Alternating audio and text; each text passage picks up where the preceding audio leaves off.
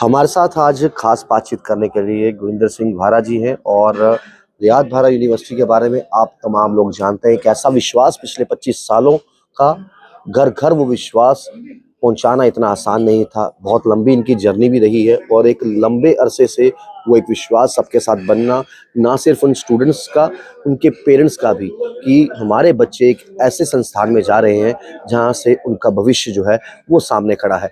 Sir, welcome to Jammu. मंदिरों के शहर में आपका स्वागत है। और ये नाम ही काफ़ी आपकी यूनिवर्सिटी का, ये ऐसा नहीं है कि एक ऐसा यूनिवर्सिटी का नाम है जिनको एक लिमिटेड एरिया तक लोग जानते हैं। ऑल ओवर इंडिया क्या, दुनिया भर से लोग जानते हैं इस यूनिवर्सिटी का नाम। ये क्या एक खास बात है आपकी यूनिवर्सिटी में जो सबसे अलग बनाती है? यूनिवर्सिटी यहाँ बहुत बहुत प्रोफेशनल यूनिवर्सिटीज है, बड़ी बड़ी प्रोफेशनल यूनिवर्सिटीज है, लेकिन एक विश्वास माता पिता का खास तौर पर कि हम अपना बच्चा उनके हाथ सौंप रहे हैं जहाँ से उसकी आगे भविष्य की सीढ़ी है। देखिए जी, जो सबसे बड़ी हमारी जिम्मेवारी बनती है कि बच्चे की केयर करना। घर से बाहर बच्चा होता है कि माँ बाप का सबसे पहला फिक्र तो ये होता है कि मेरा बच्चा सेफ रहना चाहिए। सेफ्टी का प्रॉपर ख्याल रखा जाता है। दूसरा की होता है कि सभी पेरेंट्स का ये डर होता है कि मेरे बच्चे को अगर कोई रात को दिन रात को कोई भी प्रॉब्लम हो जाए तो मेडिकल फैसिलिटी होनी चाहिए। उसके लिए हम स्पेशल करते हैं कि हमारे पास डॉक्टर 24 घंटे, हमारी हॉस्टलों में टीम होती है। एक मेल डॉक्टर होता है, फीमेल डॉक्टर होता है, एंड हर हॉस्टल के आगे 24 घंटे एम्बुलेंस खड़ी रहती है। गुरविंदर जी, आपने एक चीज का जिक्र किया, माता पिता का विश्वास। एक सवाल जाहिर तौर पर हर एक माँ बाप के दिल में रहता है। अगर तो अपने शहर का कोई होशियारपुर का बच्चा होगा, उसे तो मालूम है मैं होशियारपुर की रेंज में ही हूँ। लेकिन जो बच्चा सपोज कीजिए जम्मू कश्मीर से उठकर जा रहा है होशियारपुर पढ़ने के लिए, माता पिता को एक डर होता है क्या नए कॉलेज में कहीं रैगिंग तो नहीं होगी। हालांकि हमने ऐसा कभी नहीं सुना आपके कॉलेज को लेकर कि वहाँ पर रैगिंग की जाती हो। क्या उस बच्चे का ख्याल रखा जाएगा? क्या हॉस्टल फैसिलिटी अच्छी मिलेगी? क्या वो पैम्परनेस सीनियर से मिलेगा? वो टीचर्स इतना सहयोग कर पाएंगे? ये आम से सवाल जाहिर तौर पे दिमाग में घूमते हैं। तो जब इस तरह के सवाल लेकर कोई पेरेंट्स आपके पास आता है तो क्या चीज़ें उनको सामना करना पड़ता है? देखिए जी, रैगिंग किसी टाइम होती थी। अब सुप्रीम कोर्ट के ऑर्डरों के मुताबिक रैगिंग कर ही नहीं सकता कोई भी। स्पेशली जो हमारा ग्रुप है, मैं तो एक चीज कहता हूँ, जो बच्चा हमारे गेट के अंदर आ गया वो बच्चा माँ बाप का नहीं है, फिर वो बच्चा मेरा है। बिल्कुल। मेरा बच्चा है। माँ बाप को बिल्कुल चिंता नहीं होनी चाहिए। अगर हमारा कैंपस में उस बच्चे ने एडमिशन ले लिया है तो 100% रिस्पॉन्सिबिलिटी मेरी है। मैं जो पहले एक चीज आपको बता रहा था, मेडिकल फैसिलिटी, सारी सिक्योरिटी, एक चीज होती है माँ बाप का एक और भी डर होता है कि मेरे बच्चा जो खाना खा रहा है वो ठीक है। बिल्कुल सही कह रहे हैं।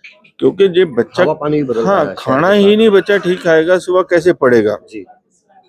भाई साहब, मैं आपको बताऊं, मुझे 25 साल हो गया काम करते हुए। 25 साल में मेस खुद चलाते हैं हम, किसी कॉन्ट्रैक्टर को मेस नहीं दी। अगर कॉन्ट्रैक्टर चलाएगा तो अपना प्रॉफिट निकालेगा, बिल्कुल। तो बहुत चीजें गलत भी वो कर सकता है, मसाले डुप्लीकेट कर सकता है, कुछ चीजें ले सकता है। तो उसके लिए हम मेस अपने लेवल पे चलाते हैं, हमारे अफसर लगे हुए हैं जो मेस जो को खाना आप खाते हैं खुद, जो आपका स्टाफ खाता है वही बच्चे? वही एक ही खाना सब खाएंगे। ये आप हमारे जितने बच्चे पढ़ के आए हैं जम्मू कश्मीर के, उनसे पूछना भी, जी। तो एक परिवार की तरह माहौल होता है। आज के दिन में भी मैं आपको बताता हूँ तो 3000 से ऊपर बच्चा जम्मू कश्मीर का हमारे पास पढ़ रहा है। तो अगर इतने बड़े लेवल पे बच्चे पढ़ने आते हैं तो उनके माँ बाप का डर, उनका विश्वास हमने जीतने की कोशिश की है कि आप फिक्र ना करिए, बच्चा अब हमारा है, आपको चिंता करने की जरूरत नहीं है। डिफरेंट डिफरेंट एक्टिविटीज हर एक यूनिवर्सिटी जो है कुछ बार लोगों को लुभावने वादे भी करती है, ये हम हमारी यूनिवर्सिटी ये करवा रही है, ऐसा है वैसा है वैसा है।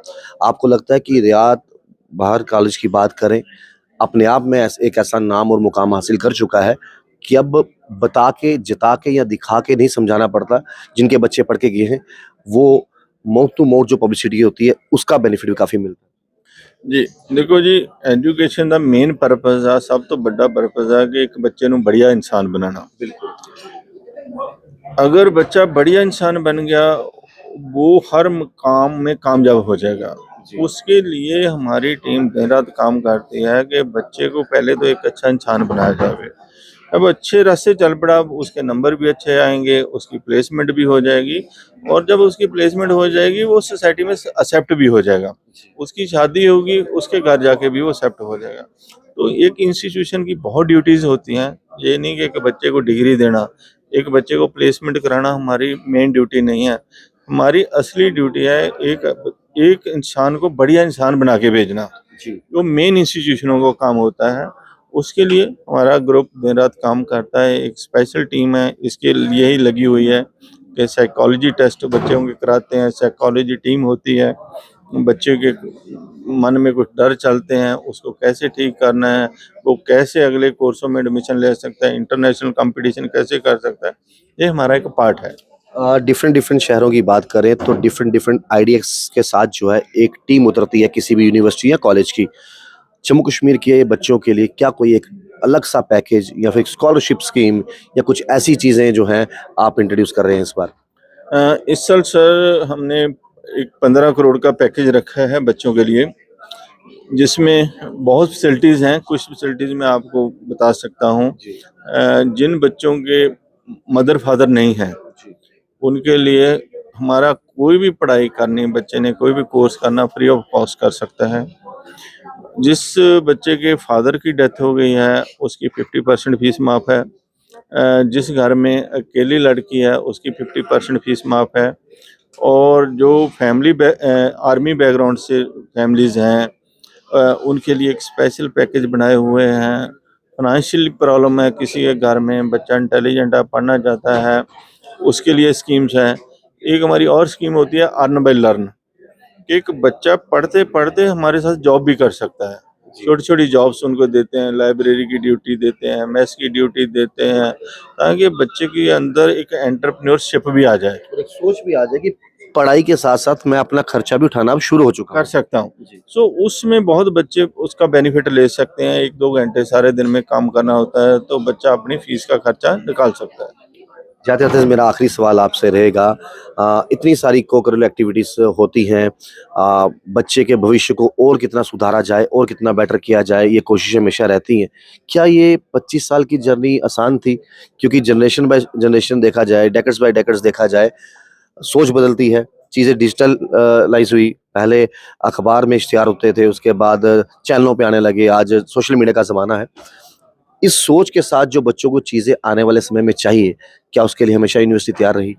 हमेशा तैयार है जी। मैंने शुरू किया था इस ग्रुप को। जैसे आपने बोला कि पहले बच्चों की डिमांड्स डिफरेंट थी, इंडस्ट्री की डिमांड डिफरेंट थी। पहले क्या, एक स्टेज ऐसी थी कि बच्चे को एडमिशन मिलना ही बहुत बड़ी बात होती थी।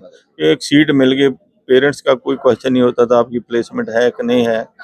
जैसे जैसे डिमांड एंड सप्लाई का फर्क पड़ा तो इंस्टीट्यूशनों को बहुत अपग्रेड करना पड़ा। स्पेशली मैं जिस कुर्सी पे बैठा हूँ मुझे बहुत सीखने की ज़रूरत होती है। हमें इंडस्ट्री से 5 साल आगे चलना पड़ता है। आज भी 2025 में हम चल रहे हैं, 2030 में जो टेक्नोलॉजी आनी है वो हमें अब शुरू करनी पड़ेगी। जी। तो ही इंडस्ट्री को हम अपने बच्चे भेज सकेंगे, सप्लाई दे सकेंगे। सो बड़े चैलेंज हैं, और इस लाइन में आना ही तब चाहिए अगर चैलेंज एक्सेप्ट कर सकते हैं। अदरवाइज़ लोगों के बच्चों का करियर खराब नहीं करना चाहिए। बड़ी अच्छी बात इनके साथ हमारी रही और देखिए जो इंसान पिछले 25 सालों से ये यूनिवर्सिटी सँभाले हैं और वो ये कह रहे हैं, ये बहुत बड़ी बात होती है कि आज भी मैं सीख रहा हूँ और हर दिन इंसान सीखता है और ये जो बच्चों का विश्वास, उनके माता-पिता का विश्वास पिछले 25 साल से बना हुआ है और हमें आगे 5 साल एडवांस चलना पड़ता है ताकि सिस्टम बिल्कुल बराबर रहे। जिस तरह आदरणीय प्रधानमंत्री नरेंद्र मोदी जी कहते हैं 2047 का विकसित भारत का सपना, तो वैसे ही एजुकेशन सेक्टर में आगे 5 साल बाद बच्चों को क्या-क्या चीज़ें सीखनी पड़ सकती हैं, उसके लिए पहले से ये यूनिवर्सिटी जो है तैयार बैठी है। तो होशियारपुर की बात करें, आप इनकी यूनिवर्सिटी के नंबर भी जो है मैं आपको इस कैप्शन में डाल दूँगा। जो भी जानना चाहता है और जो पढ़ के आए हैं, वो भी भली-भांति जानते हैं कि वो कितना कमा कर आए हैं और उनका भविष्य आज कहाँ पर है। आप लोग देखते रहिए फॉरवर्ड जम्मू, राहुल खत्री, नमस्कार।